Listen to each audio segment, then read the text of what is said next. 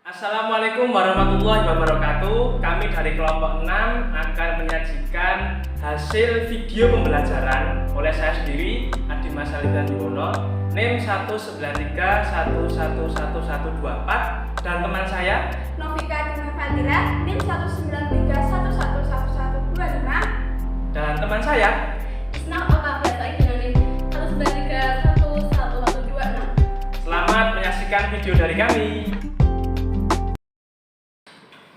Bismillahirrahmanirrahim. Assalamualaikum warahmatullahi wabarakatuh. Waalaikumsalam warahmatullahi wabarakatuh. Marilah sebelum kita memulai pembelajaran pada pagi hari ini, kita awali dengan membaca suratul Fatihah terlebih dahulu. Ala hadiniyah wa ala kulli niyatin sholihah. Al-Fatihah.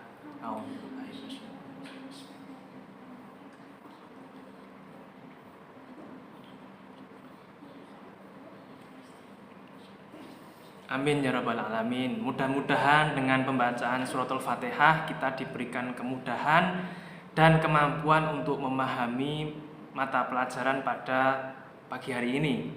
Baik anak-anak, gimana kabarnya? Sehat semuanya? Sehat Pak, Alhamdulillah. Alhamdulillah. Hari ini ada yang tidak hadir? Nihil ya? Pak. Ya, nihil semuanya. Oke anak-anak, sebelum kita mulai pembelajaran, Bapak akan memberikan sedikit pengantar ya. Kira-kira hari ini kita akan membahas tentang apa begitu. Nah, kita sebagai umat beragama, khususnya agama Islam, itu merupakan umat yang diberikan batasan-batasan. Jadi kita sebagai manusia hidup dalam aturan-aturan, hidup dalam batasan-batasan yang diberikan oleh agama. Jadi kita nggak bisa seenaknya hidup sembarangan dan bebas.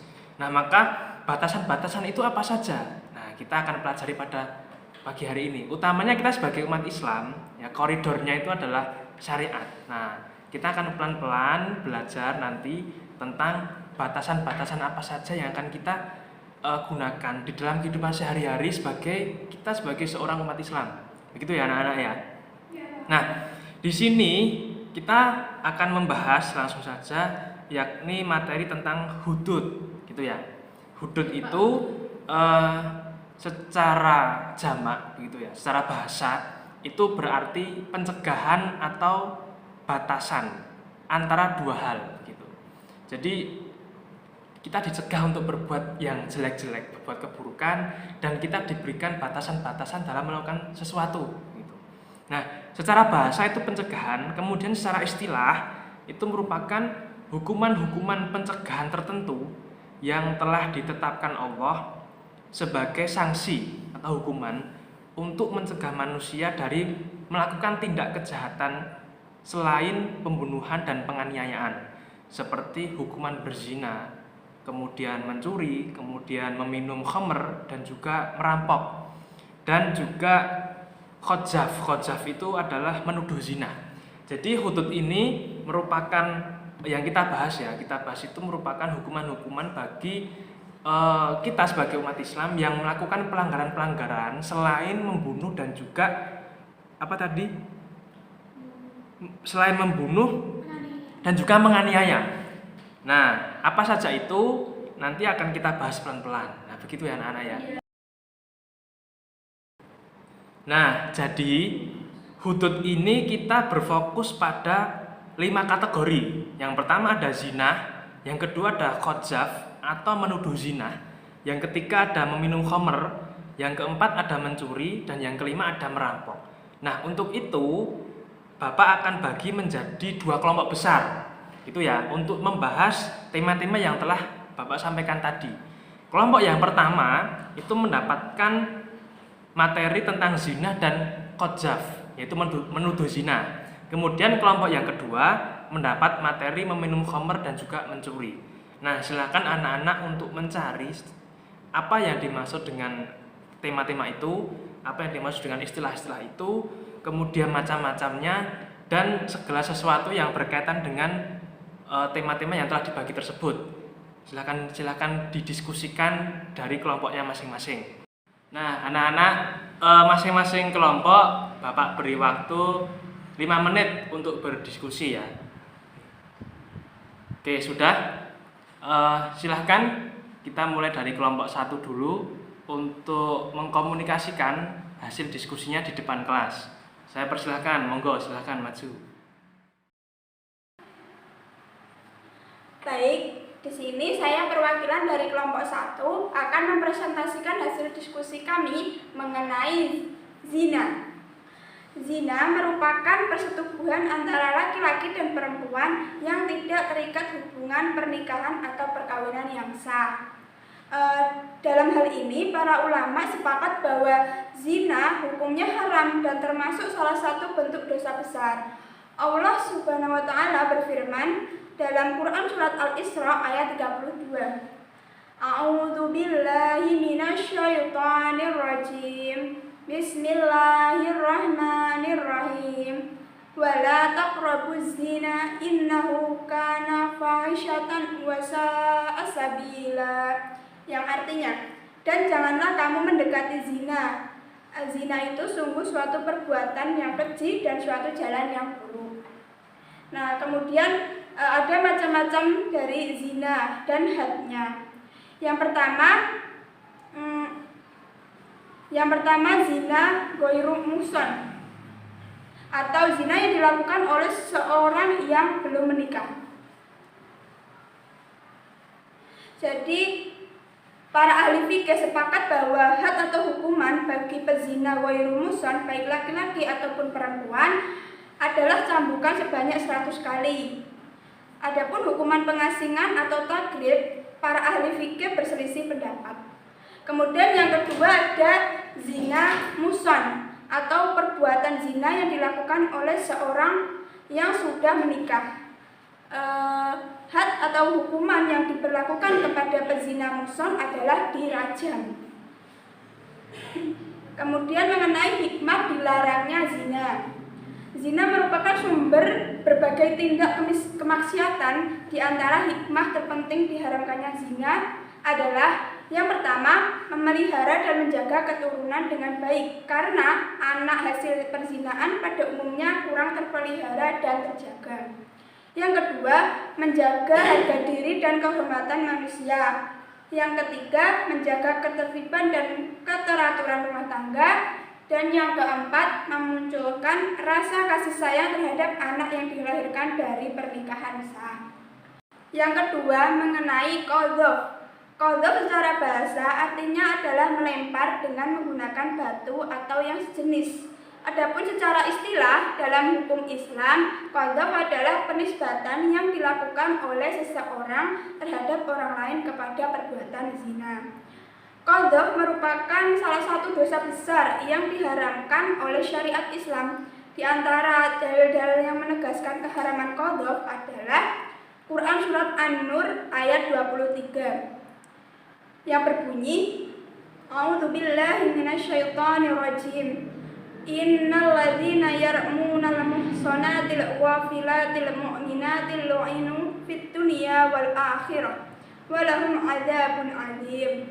Yang artinya, sungguh orang-orang yang menuduh perempuan-perempuan baik yang lengah dan beriman dengan tuduhan berzina, mereka dilaknat di dunia dan di akhirat, dan mereka akan mendapatkan azab yang besar.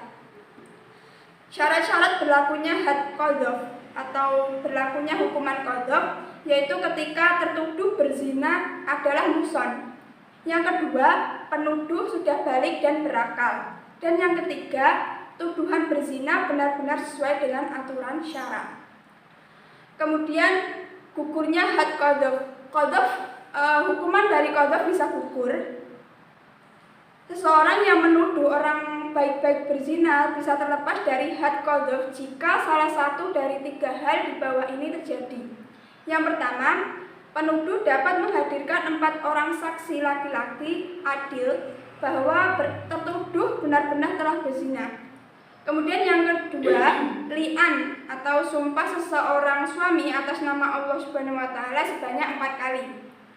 Jika suami menuduh istri berzina, sedang dirinya tak mampu menghadirkan 4 saksi adil. Dan yang ketiga, tertuduh memaafkan. Kemudian hikmah dari diharamkannya qadhaf yang pertama, menjaga kehormatan diri seseorang di mata masyarakat.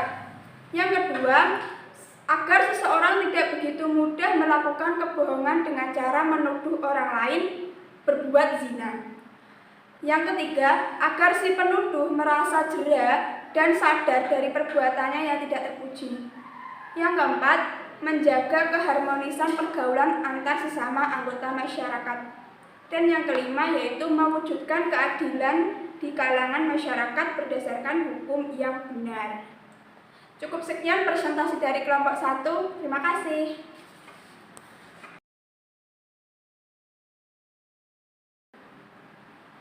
Selanjutnya, saya dari kelompok 2 akan mempresentasikan diskusi kelompok saya yaitu berupa meminum khamar dan mencuri. Meminum khamar secara bahasa, khamar mempunyai arti penutup akal. Menurut istilah, khamar adalah segala jenis minuman atau selainnya yang memabukkan dan menghilangkan fungsi akal. Berbeda dari definisi di atas, cakupan khamar tidak hanya terkait dengan minuman, akan tetapi segala sesuatu yang dikonsumsi, baik makanan atau minuman yang memabukkan dan membuat manusia tidak sadar, seperti ganja, heroin, sabu, dan yang sejenisnya. Kemudian, dalil meminum khamr terdapat dalam Al-Quran surat Al-Ma'idah ayat 90 dan 91 yang artinya, wahai orang-orang yang beriman, sesungguhnya minuman keras, berjudi, berkorban untuk berhala dan mengundi nasib dengan anak panah adalah perbuatan keji dan termasuk perbuatan setan. Maka jauhilah perbuatan-perbuatan itu agar kamu beruntung dengan minuman keras dan judi itu. Setan hanyalah bermaksud menimbulkan permusuhan dan kebencian di antara kamu dan menghalang-halangi kamu dari mengingat Allah dan melaksanakan sholat, maka tidaklah kamu mau berhenti. Kemudian had meminum khamr, sebagaimana ulama telah sepakat akan haramnya khamr. Mereka juga sepakat bahwa orang yang meminumnya wajib dikenai hukum atau had, baik ia mengkonsumsi sedikit atau banyak. Kemudian hikmah diharamkannya meminum khamr yang pertama, masyarakat terhindar dari kejahatan seseorang yang diakibatkan pengaruh minuman keras. Yang kedua, menjaga kesehatan jasmani dan rohani dari berbagai penyakit. Yang ketiga, masyarakat terhindar dari siksa, kebencian, dan permusuhan. Dan yang terakhir, menjaga hati agar tetap bersih, jernih, dan dekat kepada Allah Subhanahu wa Ta'ala. Kemudian yang kedua adalah mencuri. Secara bahasa, mencuri adalah mengambil harta atau selainnya secara sembunyi-sembunyi. Nah, secara istilah syara, mencuri adalah mengambil harta orang lain dari penyimpanannya yang semestinya secara diam-diam dan sembunyi-sembunyi. Kemudian, praktik pencurian yang pelakunya diancam dengan hukum had memiliki beberapa syarat, yaitu sebagai berikut. Yang pertama, pelaku pencurian adalah mukallaf. Yang kedua, barang yang dicuri milik orang lain. Yang ketiga, pencurian dilakukan dengan cara sembunyi-sembunyi. Yang keempat, barang yang dicuri disimpan di tempat penyimpanan. Yang kelima, pencuri tidak memiliki andil kepemilikan terhadap barang yang dicuri. Dan yang terakhir, barang yang dicuri mencapai jumlah 1 nasab. Kemudian had mencuri.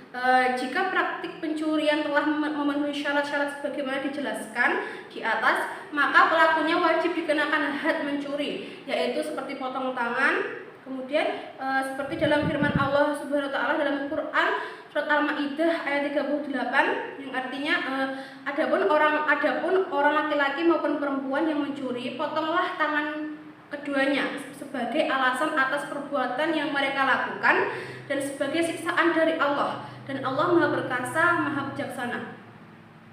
Kemudian hikmah had bagi pencuri. Seseorang tidak akan dengan mudah mengambil barang orang lain karena hal tersebut akan memunculkan efek buruk bagi dirinya. Kemudian yang kedua, seseorang akan memahami betapa hukum Islam benar-benar melindungi hak milik seseorang. Yang ketiga, menghindarkan manusia dari sikap malas. Yang terakhir, membuat jera pencuri hingga dirinya terdorong untuk mencari rezeki yang halal.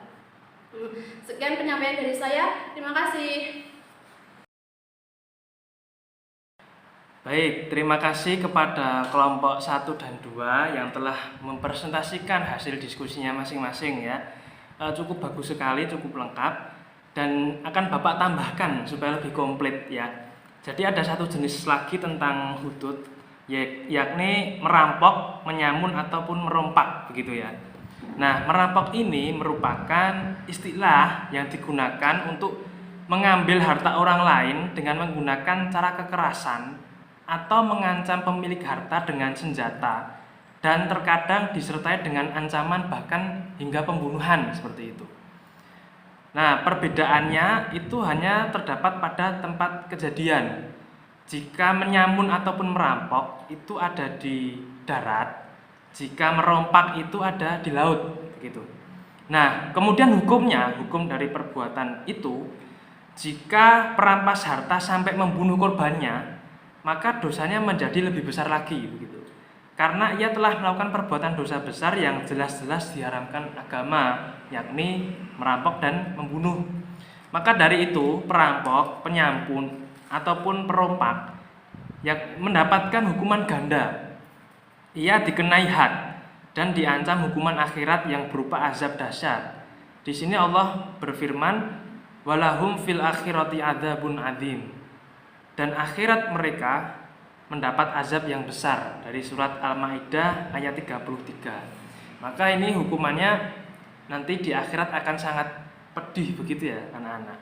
Nah, kemudian hikmahnya dari pengharaman melakukan perbuatan itu, yang pertama menjauhkan seseorang dari tindak kejahatan, tentunya menyamun, merampok dan juga merompak. Yang kedua, melindungi hak milik orang lain dengan aman. Yang ketiga, mendorong manusia untuk memiliki harta dengan cara yang sah dan halal. Kemudian yang terakhir, terwujudnya lingkungan yang aman dan damai. Karena Islam itu kan datang membawa perdamaian begitu. Nah, kita telah membahas kelima topik yang telah disampaikan oleh teman-teman tadi dan juga oleh Bapak sendiri. Dari kelima pembahasan itu, apakah ada yang ingin ditanyakan? Ayo silahkan. Tidak, Pak. Tidak ada ya? Sudah paham semuanya ya? Sudah, insyaallah. Ya, alhamdulillah. Jadi kesimpulannya anak-anak, yang terakhir ya, Bapak akan berikan kesimpulan. Ada 5 kategori perbuatan yang termasuk dalam tindak pidana hudud. Yang pertama tadi ada zina. Yang kedua ada qadhaf. Yang ketiga ada meminum khamar. Yang keempat ada mencuri. Dan yang terakhir ada merampok. Nah, kelima tindakan pidana ini mempunyai hukumannya masing-masing, baik di dunia maupun di akhirat nanti.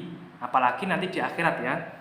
Nah, kesimpulannya, setelah mempelajari bab ini, diharapkan anak-anak semuanya menjauhi kelima perbuatan tersebut, supaya kita bisa terus senantiasa mendekatkan diri kepada Allah, dan kita bisa senantiasa berbuat kebaikan. Begitu ya anak-anak ya. Saya doakan semoga pembelajaran kali ini bermanfaat dan membawa kebaikan bagi kita semuanya. Amin ya rabbal alamin. Adapun untuk tugasnya, nanti anak-anak mengerjakan lembar tugas yang telah Bapak bagikan untuk dikerjakan di rumahnya masing-masing ya. Nanti dikerjakan ya. Nanti minggu depan akan Bapak nilai. Begitu ya. Baik, jika tidak ada yang ingin tanyakan, mari kita tutup pembelajaran hari ini dengan mengucap hamdalah secara bersama-sama. Alhamdulillahirabbil alamin. Hadanallahu wa iyyakum wa lafa minkum. Assalamualaikum warahmatullahi wabarakatuh. Waalaikumsalam warahmatullahi wabarakatuh.